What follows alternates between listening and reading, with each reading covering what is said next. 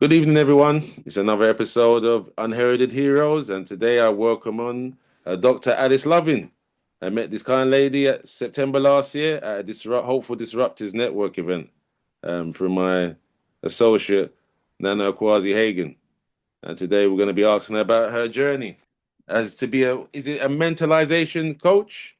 Is that Oh, what you I call it? mean, yeah, you could call me that. Normally the title's like parenting intervention specialist, but then mentalization is definitely part of that. But yeah, you can call me mentalization coach. I like that. That could work. So tell them for the benefit of the audience, tell us more about yourself and how you fell into this line of work, because it's not something that you see advertised in the papers or on a job board. No. Well, firstly, I can't see you on here. I can just see your picture. I can't see your face. Oh, Yeah, yeah.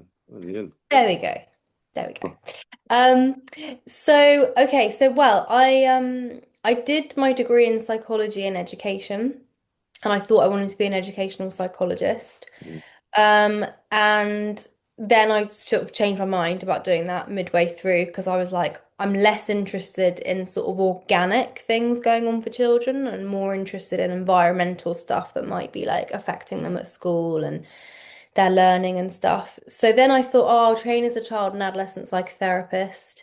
But they were like, you need to get some life experience because you're 21, you've just left uni, you'll be a terrible therapist. So I was like, okay, fine. I was a bit offended actually. I was like, I've got life experience, and I absolutely didn't. So then I went to work as a family support worker in a locality team and to try and get some life experience.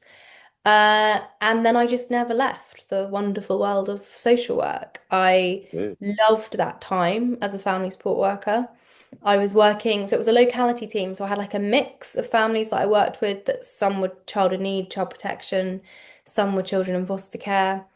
Um, and what I found was I could use a lot of the ideas rooted in psychology from my degree in my work with families. I had the freedom to do that because I didn't have like, a massive caseload and I didn't have the same level of responsibility as a social worker. So I look back on that time now as just like great. I just loved it. I was paid terribly, but I loved doing the work. Well, the passion, if it's your passion, I can understand. People always want to equate a salary, a wage, pounds and pence to passion and sustainability. If you're in a job for like 30, 40 years and you love it, you're going to be better off mentally and you'll have a stable income. So if you have a stable income, rather than having a high paying job, maybe you burn out after 5, 6 years, crash out. It's better that you have the 30, 40 years of work. Yeah, there's that really good Mary Angelou quote about don't make money like your goal. Mm. Um, and yeah, just do the thing, find the things that you're passionate about and just do them so well that like that brings you, your success. But it's pitch better than what I've just said. But that's the Mm. rough gauge of it. But yeah, so during that journey, I then met Professor David Shemmings on a training course about attachment. And he was like, do you want to come and do a PhD? Because actually, a lot of ideas that sit in the world of psychology, like mentalization, like attachment, stuff around trauma, like it's all not really sitting in the world of social work, but it's so relevant to people that are going through some of those challenges and difficulties. So I was like, God, no, like I could never do that. Like it's not for me. Like I'm done Okay. with studying. I don't want to. Like, but then I was like, this is mad. If someone's given me this opportunity, I should at least try. So yeah, so I started that journey of doing a PhD part-time. I still was like working with families. And I followed 17 families who were all working with children's services at child protection level. Most of them, all of them bar one were in court. And I wanted to look at, for those families that had a successful outcome, what things had really helped them to make those changes and to return back into the community with their babies, because a lot of them were in either residential assessment units or for like parent foster placements. And equally for those parents that had an unsuccessful outcome and their kids were permanently removed from them, young babies, most of them, what things were going on for them that had like inhibited that ability for them to make those changes and keep those children with them. Um, and the idea for me was that then I had like this really clear model of like what I term change facilitators. So the things that we need to be doing more to help families to make some of those changes, and the change inhibitors, the things that were sort of getting in the way. And you mentioned mentalization, so that was one that was a really strong facilitator. So we know that when parents have the capacity to mentalize, or we help and support them to be able to do that, that has a massive impact on their ability to remain kind of like attuned and offer that more kind of sensitive care.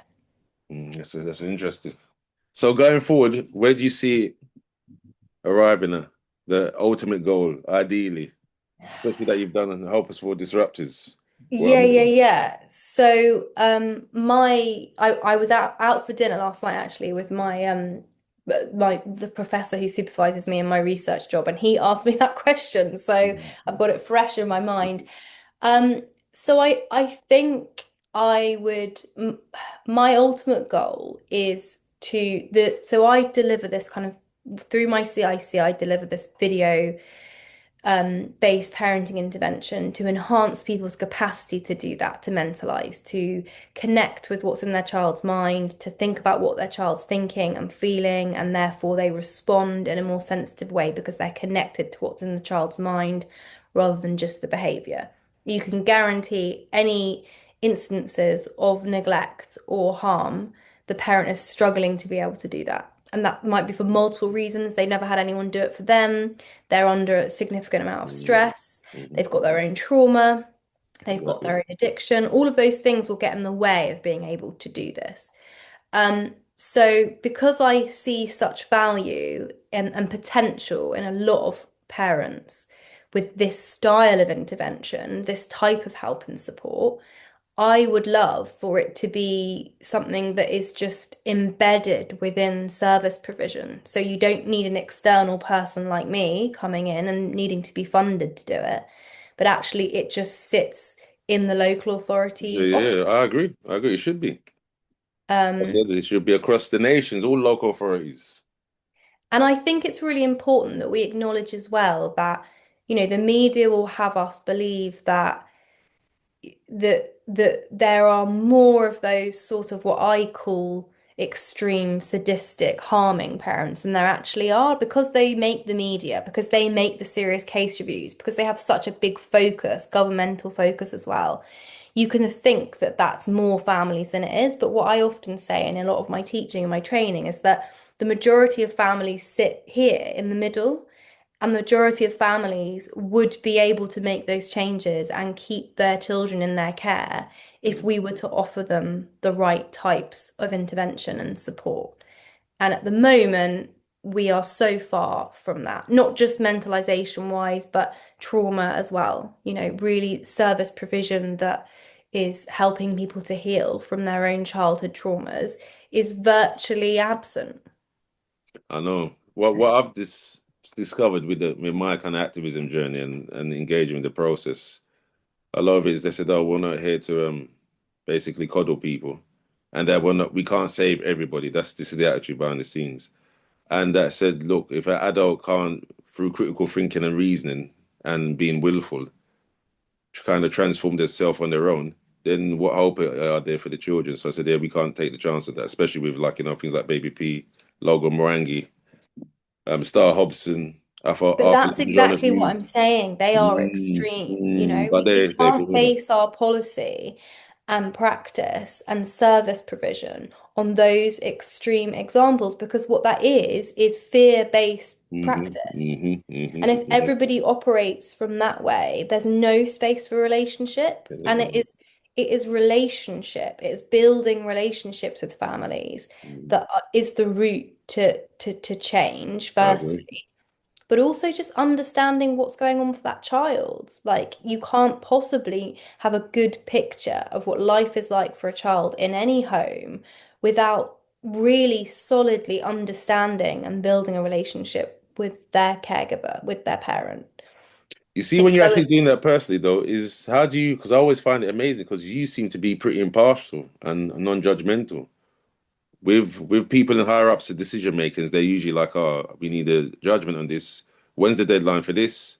When we're going to see improvement in the figures, and statistics around these things, so we can look good to the press and the media." That is very almost like corporate cutthroat. So yeah, so I think again it goes back to that like processes like made and like built on that like fear of we cannot have this happen again. We cannot. But all of that means that the way in which not all, but the way in which a lot of social workers are kind of pushed into practicing is to be very procedural, is to be very authoritarian, is to like practice in a way that actually pushes people away from any sort of disclosure, space for reflection, and then that does make things more unsafe. So it's like the very thing that they think that all of this way of practicing is going to make children more safe. But ultimately, I don't think it does. And going back to that kind of sort of what are the figures that are focused on, and I've spoken quite a bit about this, the idea that key performance indicators in local authorities are pretty much based on timescales. Have you done your stat visit on time? Have you done your parenting assessment on time? Nobody's looking at the measure of like the quality of that. What happened in that visit? What conversations were had? What connection was made? What sense of did that parent feel that you are trying to kind of understand their situation? I think most people love their children. I think most people really love their children, but there are so many other factors that feed into why a parent might neglect or harm their child. Um, but again, the system just doesn't really recognize the complexity of that. We think we can just come in and do a very, very surface level assessment because again, not many social workers really feel skilled or are trained or educated in like deep quality analysis of parent-child relationships. That they're not learning that at university, and I think they wish they were. So we've got this very low level, sort of like surface level assessment from which you formulate this plan. And whether you're in child in need or child protection, you then have this plan, don't you, of like, these are the things that you need to do, these are the objectives that are set. You need to follow these. And if you don't follow these, well, we'll review them at core groups, we'll review them at child protection conferences. But if you don't follow them, then the X, Y, and Z could happen. You know, we could think that then your child is not safe in your care, whatever it might be. But again, that's like a really, I sometimes say it's almost like this business way of managing people. Like, Yes. here's the objectives that you need to meet. You need to change your behavior. We're going to check if you're doing it. It's all completely like it's amazing actually that any positive work does ever happen when that is the fundamental Now, to be crux of fair, I how used to think that, but there's been we I've function. seen some fantastic social workers in my time. Because obviously with my eldest one, after I said the system is completely broken. It's like the rotten boroughs I used to read about in modern history at A level at college. But no, to be fair, from when I got introduced to a quasi by his cousin, I used to work with his cousin at Meta, and he was Mhm. like a water mechanical engineer for like buildings, like making sure there's water supply is sanitized and there's no Legionella, so obviously it doesn't poison people, things like that. So he said, "Yo, that stuff you're doing around parents and that petition you signed, I signed it." I said, "I've got a cousin that works in that," and then I found a couple of others as well on Twitter, but they used to be like pseudonym accounts. So they said, Okay. "Oh, when you're having these things, go to them. If you want residency of your son, this is what you should do." And this is the failings that they've had, Sean. That was all internal, obviously without Yeah. name dropping. But yeah, so they gave me load of good advice when I was going between the courts and the tribunals and health ombudsman and things like that, the healthcare, health practitioners, care council, social work England. So that's what softened my stance on that, and that's why And you that's know why that Nana like got involved in me. there are pockets of like Mm, brilliant practice that happens and people that sort of go against that tick box Mm. procedural thinking, and they want to build relationships. It costs them. I think they are more stressed as a result of that because they get behind on their stat business. They get behind, but they are doing the core of what social work is meant to To be. be, of course. But I noticed they usually exit the profession. They don't usually last more than about maybe 10, maybe 5, 10 years, or and they and some of them even sooner than that. So I think yeah, you got a high burnout rate, and they said this is why you have to constantly rehire because they said the conditions are not very good, the pay is not that great for what they do, they're not valued, then have the stress of caseloads way above what they can manage. And And then it's you expected them interesting. to meet these clear objectives so you can quantify your stacks when you go to your meetings with higher ups. They said it's Well, not very good. it's interesting because Josh McAllister did put out a post on World Social Work Day, which was a couple of weeks ago, and he the underlying theme of the post was about like a sustainable workforce. Hmm. And I don't know. I just felt like I get why that is their goal. Of course, they don't want like there to be like gaps, but this idea of like we need to, and I've said it before, this idea that we need to just make sure that social workers aren't leaving, and we need to even bring in more social workers. We need more social workers. We need to recruit more social workers. It's like, how about we actually try and lower the number of children on child protection plans? Exactly. That That would should be the reduce goal. the fee that straight away, of course. Yeah, Not of course, and I agree and with you. and we're so far from that because we've got all of this brilliant theoretical psychological knowledge Mm, of what's going on for so many families, but it just doesn't sit in our embedded enough in our social work system. mm. You know, that's It's a travesty, really. So, what would you say? What's the solutions for it then, apart from your mentalization program? What would you change, like structurally?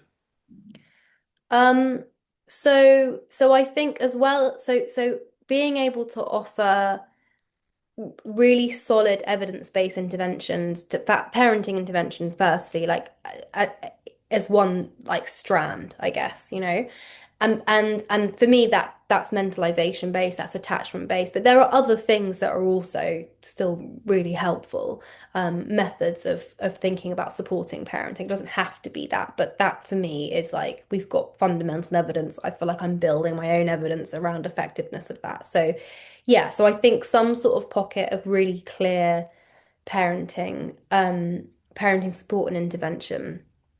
Um, Also being able to provide people, if they are ready and want to do it, with therapeutic means to heal from their own attachment-based trauma.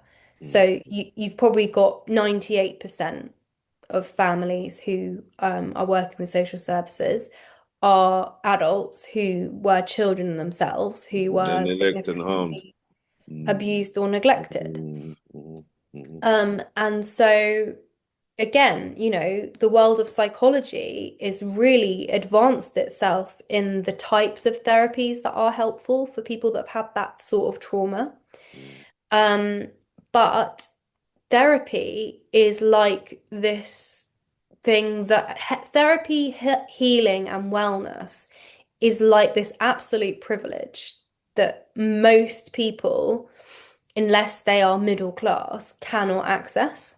mm, It's very hard to access, and it really bothers me. I was going to do a post about this on LinkedIn. I haven't done it yet, but it really bothers me. Like, why should wellness be a privilege? mm, Because it means that if you are middle class and you've had some trauma that's happened to you, let's say event-based or in your childhood, you've got the financial means to heal yourself through therapy, if that's what it is that you are choosing to do. You can go to yoga, you can have a gym membership, you can just do things that we know are good to heal the mind and body. mm.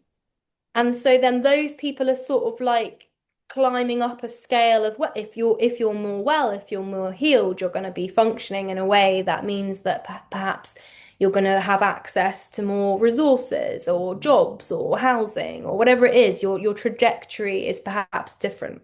Better life Then outcomes. you Yeah, and then you have people below there who are not able to access that. Because if you go to a, if we're talking about NHS, you Yeah, can the put your wait list, name I've down. seen it with the cams. Yeah, it's I Yeah, think it's something yeah, like 2 years for even teenagers and young children, let alone adults. People have got exactly. talking So with therapies now adults, though, with the GPs. yeah, with GP, so yeah, you can go on a waiting list, and even then, you might be waiting 6 months to a year, and then you might be offered 6 sessions. And to be Mm-hmm. honest, you're probably going to be offered 6 sessions with someone if you've got severe attachment-based trauma who is not qualified to really help you with that, who's just going to, a counselor who's going to do a little bit of talking therapy. That's not what is going to be the best thing No, for it's not. you.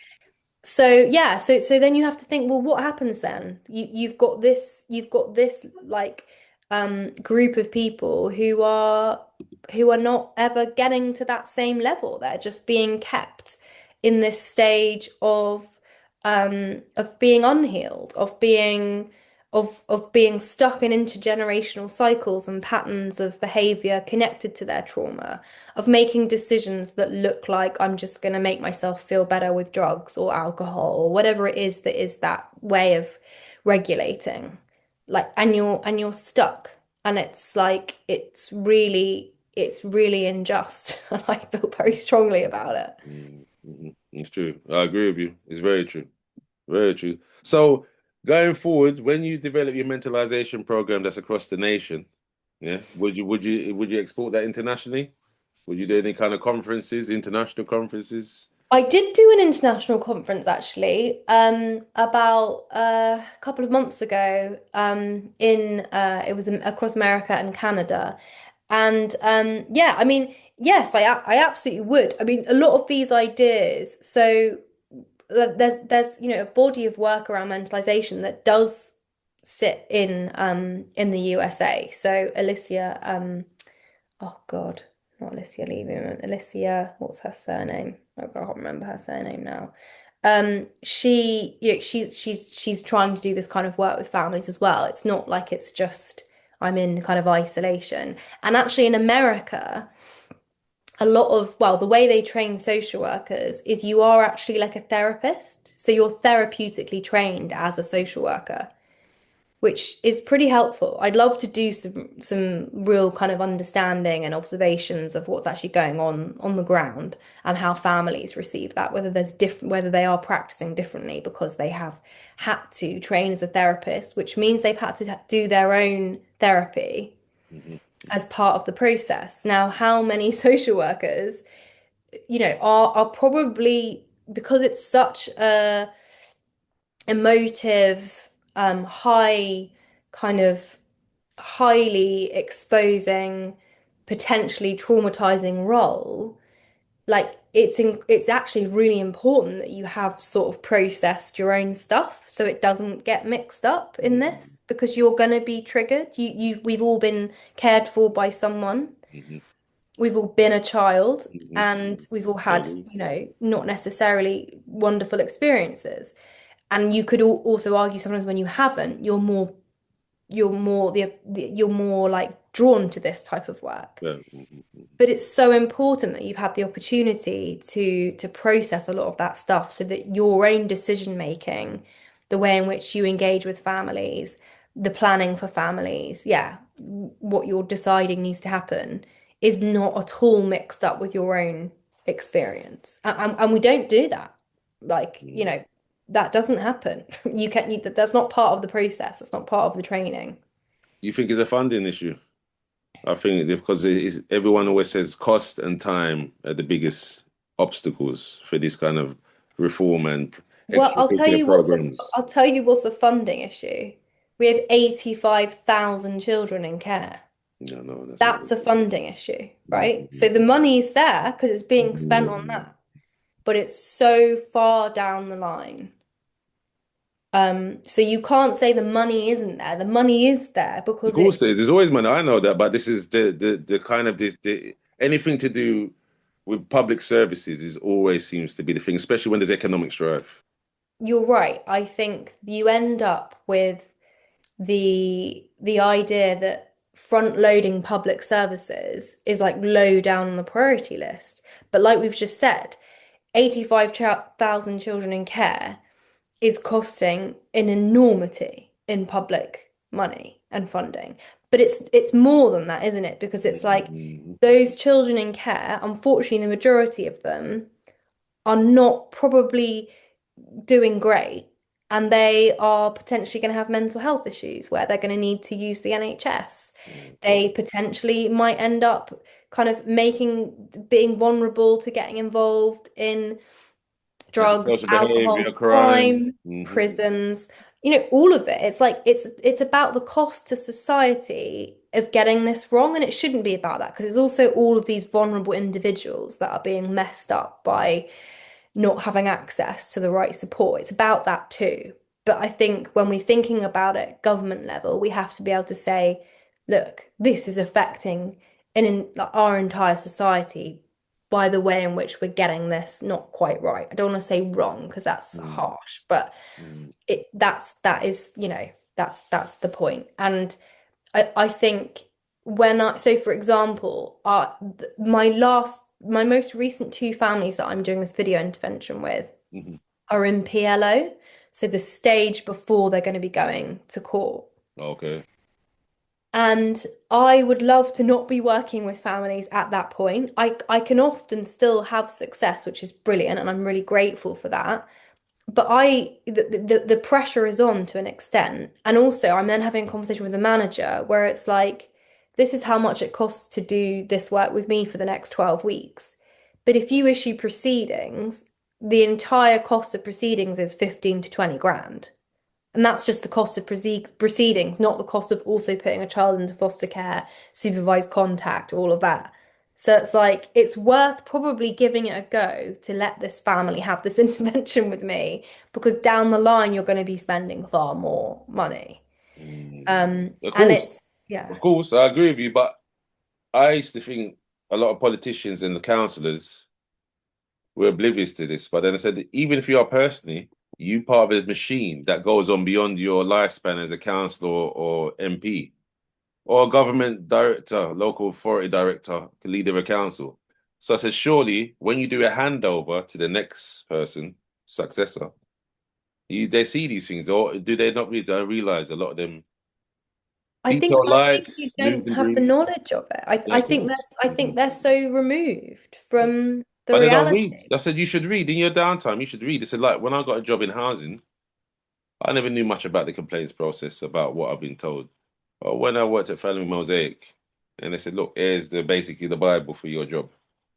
People thought, oh, he's a bit weird. I read all of it, and they Mm, said it never take me that long as well. Once I read a bit a day, I finished that booklet.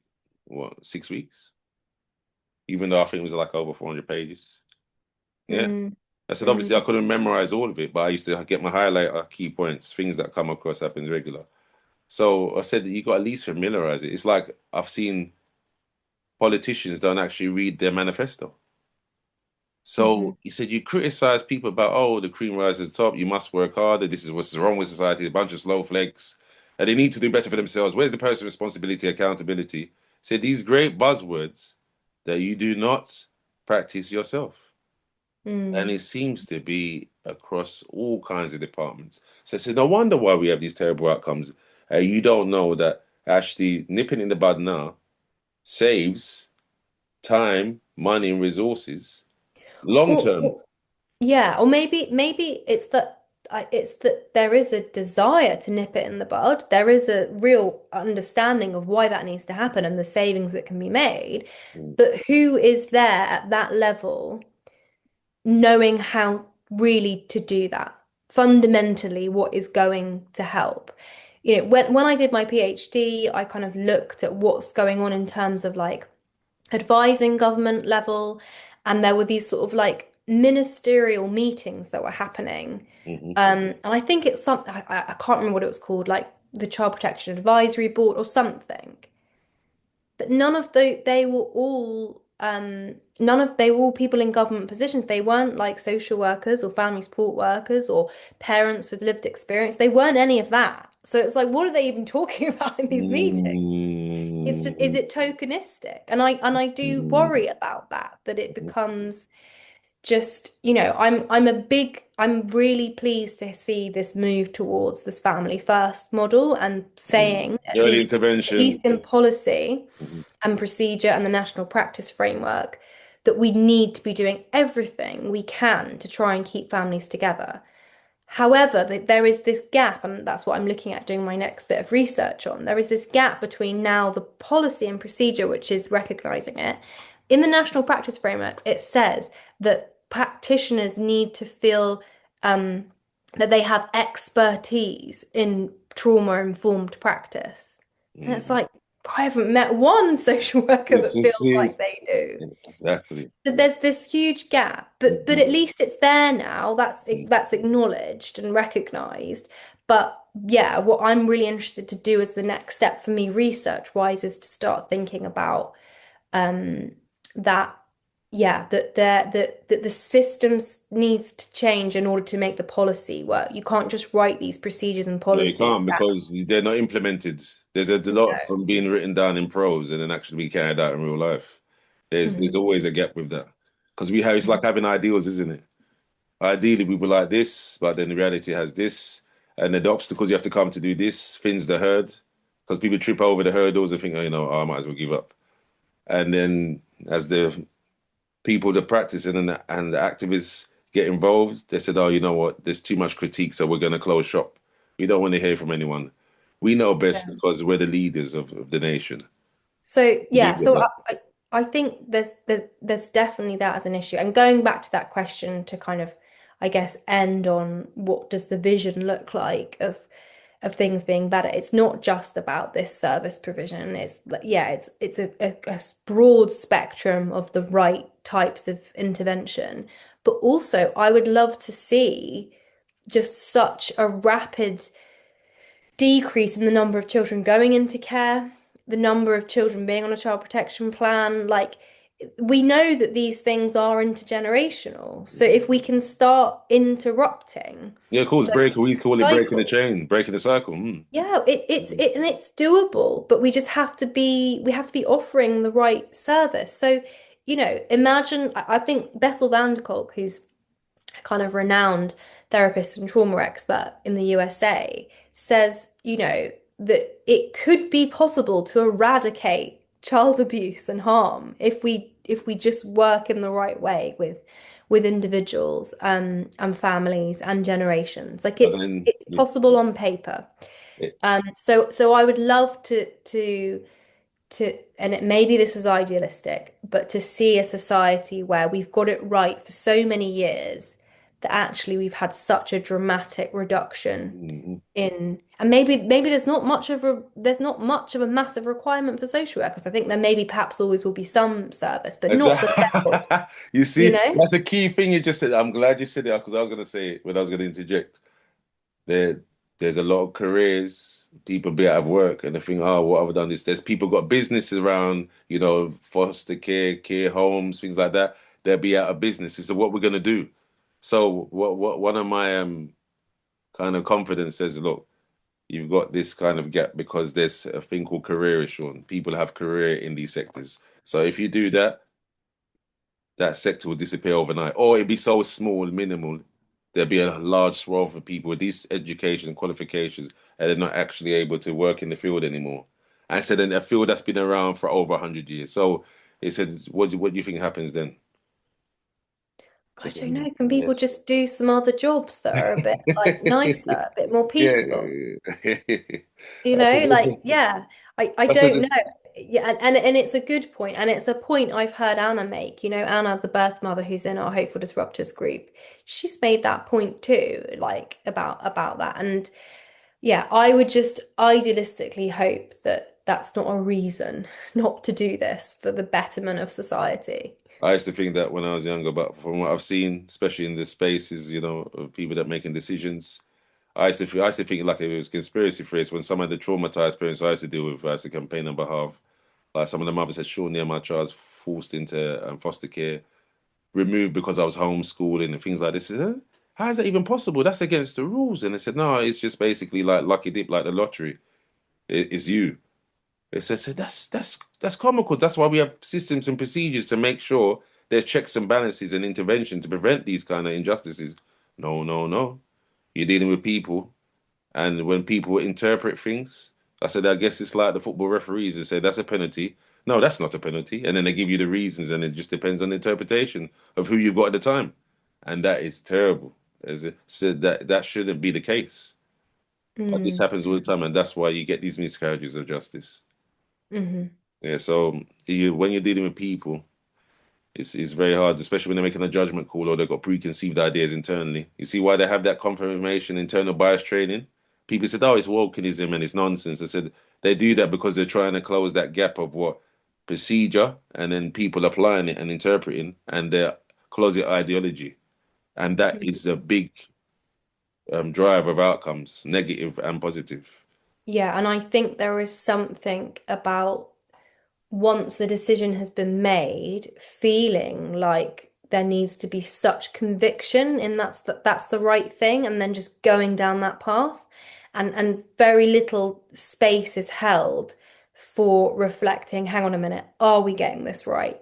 Is this the right thing for this child? Are these things, definitively happening? And I worked with a mum actually not in England, I won't say where because we're still in court. The final hearing hasn't happened yet, but where the local authority had removed the little girl when she was 2.5, placed her into foster care, and then were quite within about 6, 7 months, were quite strong on thinking about a plan of adoption. By the time I got involved, I was instructed by mum's barrister to do the video intervention as part of an assessment for court. Um, and they're just, it was almost a case of this child was now 5. She was having contact with mum twice a week. Mhm. There weren't concerns about how mum was really parenting her on a deep level, and the work that I did with the video was able to show how much of a relationship with they had. They had a relationship where she'd seen her pretty much every week, bar a few missed contacts, for 2.5 years, and yet their care plan was still adoption. And this mum wasn't a risk to her child, a significant risk to her child, but that had been their care plan, and it was very hard No, to to break get that them kind of, yeah, I've to seen that as well. deviate. And there was space for going, hang on a minute, is this the right thing? But it was almost like it had gone down a certain line, I've seen that too. and it was yeah, it's kind of it was the most extreme example I've seen of that. And actually to what was really happening there, which was very interesting, was that mum, the way in which mum was struggling to be her best self and how she was managing her interactions with the social worker was being used as sort of like um being used as evidence of like, so that's why she shouldn't have this child in her care, because she's still behaving in this way where she's shouting and swearing and she's getting angry. But it's like this is all because of the that she's so fearful of what's happening. Like she's And the constantly. scrutiny, yeah, of course, the scrutiny, yeah, of course. And I remember saying, I said to the Guardian, it's not, and she used that same language, like that, that it the way that her behavior, and it was like, but and how she's interacting, and she's not working with the local authority, and it was like, but there's not a linear line between that and who she is as a mother Yeah, and how of she's course, yeah, exactly. parenting. Of course not. Jesus, if you took a video cam and done like a Big Brother and watched people said, you'd be surprised how many people swear at their kids. Said, my goodness, it said that It wasn't there's even a lot of swearing at her people that kids; you she need was to lock up swearing as at the well. social worker. Yeah, it's shocking. I But said yeah, you got people sometimes swear in Parliament or in interviews. It's serious where they've forgotten to take the mic off. So I said, what are you going yeah. to do? Remove them from their position over things like that? So that for me, that's not a reason to have children removed from parents' care. That's ridiculous. But No, I know those it things was. because I I've seen it mean, myself. it was she wasn't ever physically aggressive, but it was the level of verbal aggression that came from a place of, such a broken relationship with the social worker, and almost like constantly feeling like she's under threat and going into that Mhm. fight mode. And some social workers who are very relationship based will give parents grace for that. Yes, Grace, yeah, Grace. and they'll just let it run its course because they know that that parent probably will text them 2 days later saying, "I'm sorry, I did that. I was pissed off about this, whatever." Like I've seen that happen in practice, and that is That's the all right. most It's the that is empire. the Remember, most like healthy way of those managing it. people are usually empathetic, though. What I noticed, they have a great empathy, and they've got had some kind of experience, and they've got perspective on the levels of what is really harmful and what is not. Yeah, so that's Yes. that's why I said it's not all mothers are going to be like Superman Annie or Mother Teresa. Just that's just the way it is. Otherwise society would never survive. We wouldn't have enough children. So, but that judgment, because the scrutiny is already there, they focus on it and they micromanage it and they overanalyze and said yes, that they're unsuitable. Well, funny enough, what kind of threshold would you have in place when it comes to removal? What would you say? You know what? I've done the best I can. I don't think there's much more that can be done, and maybe there should be removal. But because if there's a clear, someone like you that's naturally compassionate and empathetic, and then Mm. you've got the education and experience around it on top of it, that will make you a qualified expert. So I'm sure if more people like yourself put this in, only under these circumstances should be removal be considered. What would you change the thresholds that are currently in place? I don't think I'd change the threshold, but I would want the intervention and support to look different because there's a period of time for these families where we're not saying, right, these children need to be removed immediately because they've been so significantly harmed, like Mm, physically or, um, emotionally, because that threshold is there for a reason, reason, and, of course. and that is probably their parents that are sitting here.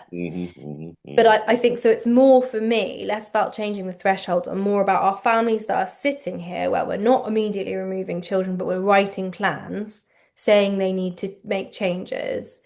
That's where we shouldn't be looking at removal until we have provided them with everything that, I've spoken about this That can be evening. done to help them become better And parents. then we go, okay, we've done everything. And also I think then a parent would feel like they've also been tried to be helped. They haven't just Yeah, been yeah, you dictated haven't thrown to. them to the wolves.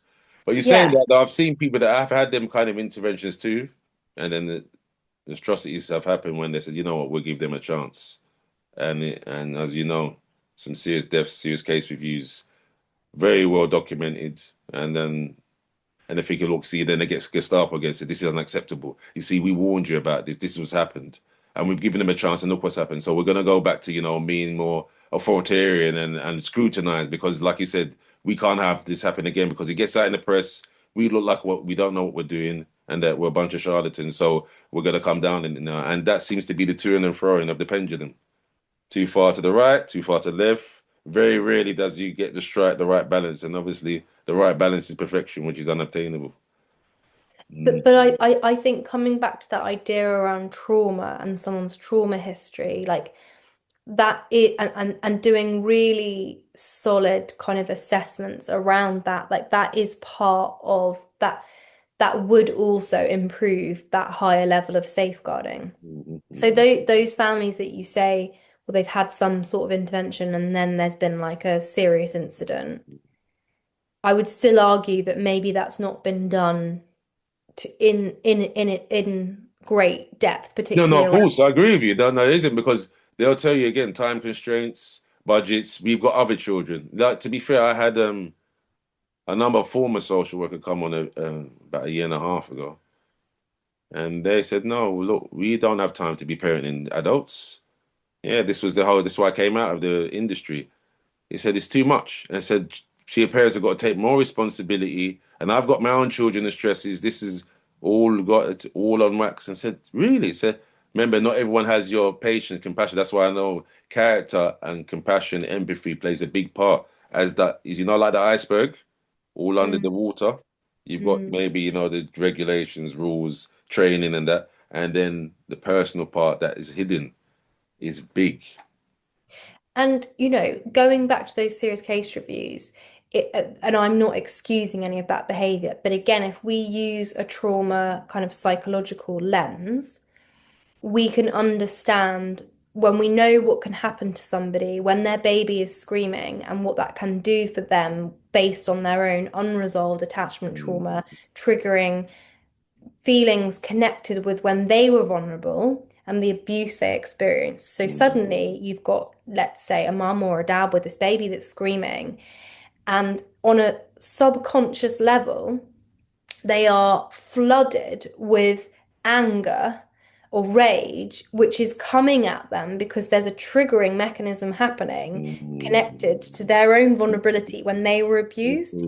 That is what this little baby is able to do. And in that moment, they are totally overcome with that fight response against a tiny little baby. That is mm, how you can understand how someone can behave in that way. And that's really important as well. That's an extreme end of it. But it's like that's how much these frameworks will help us to understand abuse and neglect if we really infiltrated them properly into the entire system and process. How do And you manage it though? Because I found that very interesting once I watched the videos that you gave examples of, and I said, "My, you must either be like kumbaya within, like have like an inner chi or peace."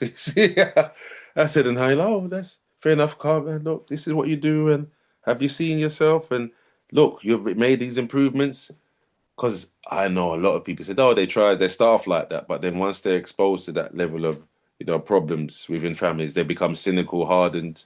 But you, I find it amazing. How do you manage that? Do you spend time like with your own therapist? Do you do, like you said, something like yoga, or do you have someone that intervenes on your behalf, or you take time out?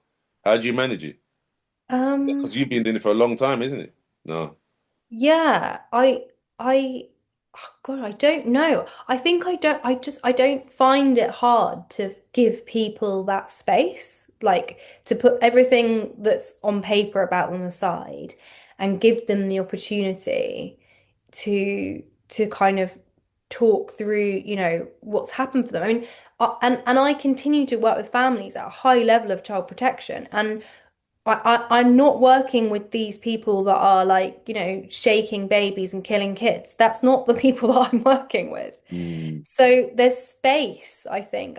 And the more work I do, the more I can kind of, I think it's probably having all of that knowledge and understanding that enables me to have that more empathic approach and hold space for that reflection, and that immediately can really like soften a parent, and they are then what I termed in my PhD research their best self. They are their best self with me, and I'm really glad that I can give them an opportunity to be that. And it's really interesting because I was in a call group a couple of weeks ago, having met this couple and gone to their house to start doing the work. They're in PLO, and they were completely different in this core group. They were so like defensive and just saying things to wind up the social worker and really aggravated. And I was like, that they're not the people I was with. That's not the Mhm. version of them that I was with. So I think I'm quite privileged that I'm not the one, although I make a recommendation, I'm not the one holding all the decision making. I'm seen as someone who's there to hopefully try and help. And that therefore makes it quite easily for them to lower their defenses, engage with me, and let me kind of guide them into making some of these sort of improvements in a very collaborative way. So I think it's that, yeah. No, that's serious. Well, to be fair, there's other people in the sector that could, take example, your example, and say, look, we need to implement your style of mentalization and trauma informed practice. And I'm just hoping that the sector grows, to be fair, because obviously the outcomes will be better. And obviously we're going to try and support you through, hopeful disruptors. Can you tell everyone when the Yes. next event is? Yeah. Come Promotion to our time. next event. So this is our second event. And we are going to be on the 5th of June at Coram Fields, 11 till 2.